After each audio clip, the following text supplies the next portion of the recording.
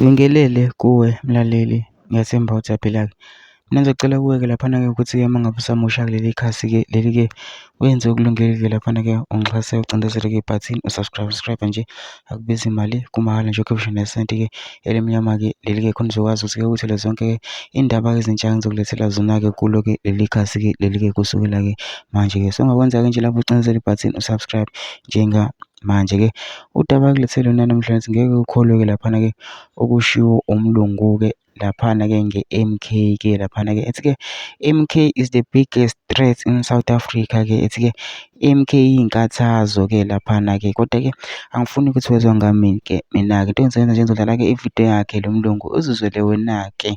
Ngakho-ke amahle ngicela laphana simezwile-ke le video-ke nawe ungene kuma-comment section-ke uvuke ushiye-ke umbono wakho-ke uthi ucabangani-ke ngalo-ke lolu daba-ke. Lolu-ke masicindezela nebhathini nje usubscribe nje akubizi imali kumahhala nje awukhiphi nesenti-ke elimnyama-ke leli-ke khona uzokwazi ukuthi-ke uthole zonke-ke iy'ndaba-ke ezintsha engizobe ngilethela zona-ke kulo-ke leli khasi-ke leli-ke. Nawo-ke le video-ke awuyithokozele. To me, the most worrying development, the scariest development is MK. And what I'd like to say up front, in my view, MK is a bigger threat to this country, to stability, to human ingenuity and economic freedom than the EFF.